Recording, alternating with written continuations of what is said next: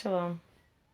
Just wanted to, I don't know, pop in, do a quick little testimony just about how amazing Abaya is and how what we think or what we look at as negative it's really not. He's really working it out for our good, those who love him and are called according to his purpose.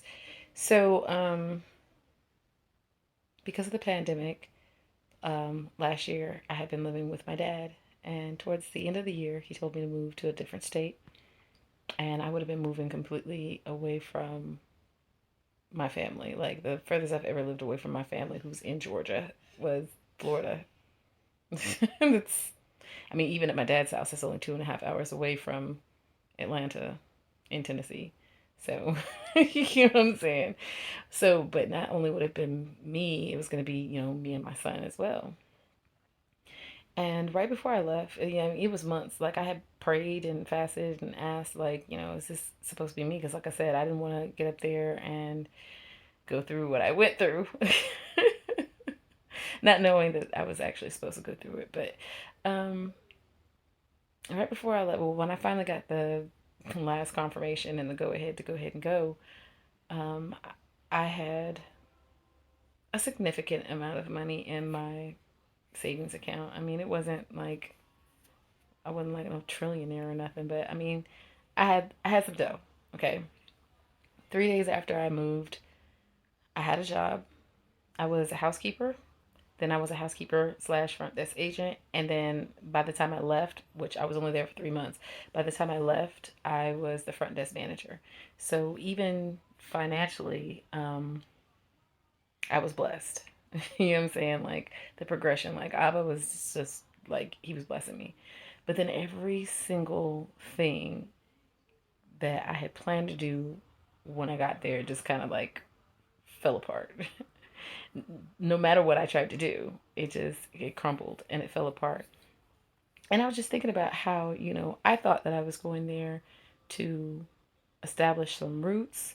Like I already knew, I already had a friend that was the associate pastor at a church.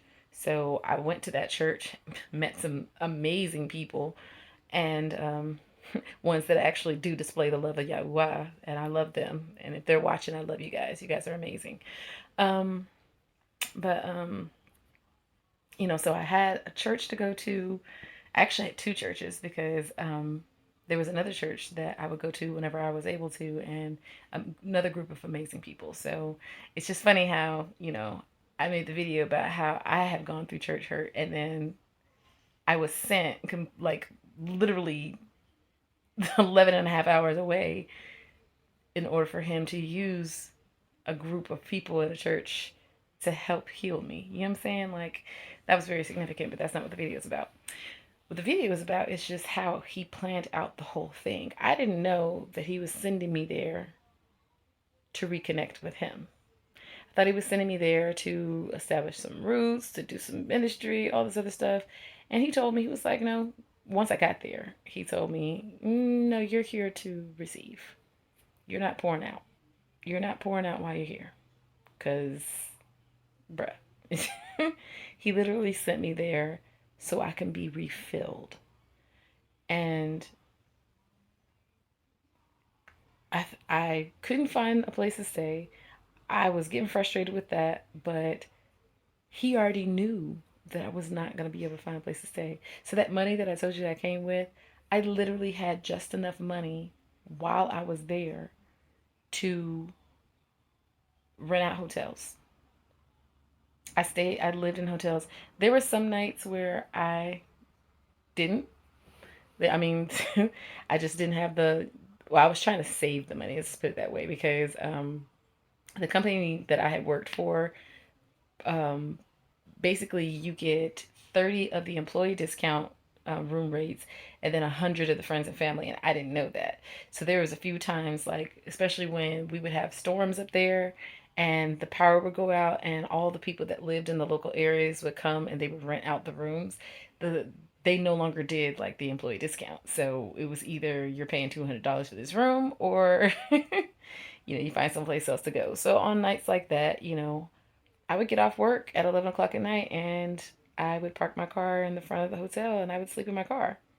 I would get up at 6 a.m., go to my gym, work out, take a shower, and go on about my way. Like, you know what I'm saying? Like, there was plenty of times I had to sleep in my car. And at that point in time, I had already sent my son to go stay with his dad because while I was up there, Ruach HaKodesh really started giving me instructions on different things that he wanted me to do. And one of the things that he did tell me was there was going to be times that I was going to have to sleep in my car. I didn't have a problem with it because, I mean, as long as my son was good, I was good. He was with his dad. And the other part of that was that he needed to spend time with his dad because when I think about my son, his dad's not saved. I am. I think about Timothy from the Bible, who was raised by his mom and his grandmother, who were believers, but his father was a Gentile. And just one of the things that I never want to do is hinder who Yahuah created my son to be because of my own thoughts, feelings, and opinions. Like, I'm just his earthly guardian, but my son belongs to Yahuah. So that's not my son, that's his son. Said all that to say, once I finally heard him tell me, it's time for you to go back, the well of money ran dry. I was able to stay with an amazing woman from the church for the last like month that I was there, and she only charged me half the light bill, which I thought was super amazing because if she had charged more than that, I probably would have been back to sleeping in my car. But it's just this video is just like a praise of how he took me through all that. And he was speaking to me yesterday and he was like, I sent you up there to refill you, to refuel you, to refocus you. And the whole reason why I got called up there in the first place was to go meet him. I mean, it wasn't so I could, amass some type of wealth or all this. Like, we always think that blessing means that, we're going to get stuff. And you know what? I did get something. I got a stronger relationship with my creator, with my father. Like, what if we looked at blessings like that? Like, he literally gave me enough.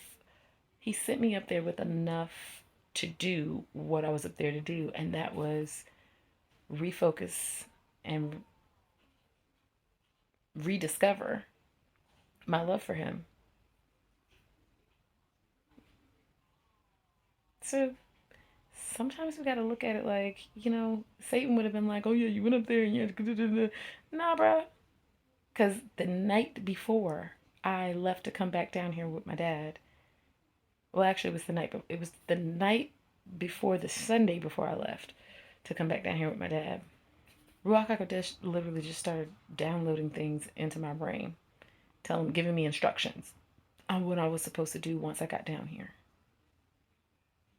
And on the way down here, when I was driving down here, I heard him say it's going to work this time. Now, I don't fully understand what that means because in my mind it can mean a whole bunch of things, but I just wanted you guys to understand, like, he was with me. There were times it didn't feel like he was with me, but our relationship with him is not a feeling. you know, like, just because you can't feel him doesn't mean he's not there. He'll never leave nor forsake us. Again, I don't know. I just felt like I just needed to let you guys know that, like, it wasn't a failure. My trip was a success. And he taught me how to stand not just firm, but boldly.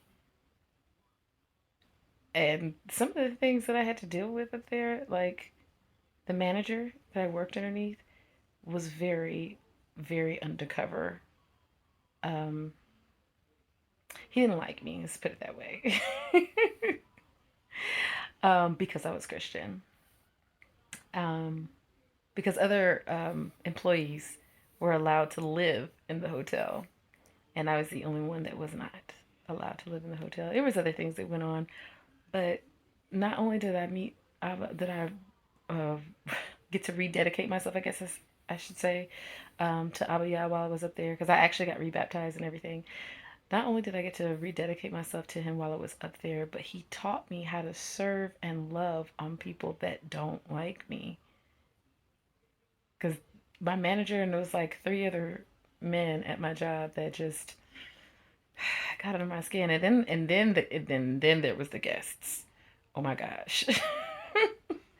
But he taught me how to love on and serve people that don't like me. So basically, what I'm telling you is he was growing fruit. We a lot of times we run from these types of things, and it's really running from his harvest. Like this is how he grows fruit in us, by putting us through storms, trials, situations, and even persecution. And when we run from it, well, we kill the fruit. All right, gotta study. Love you guys. Shalom Aleichem.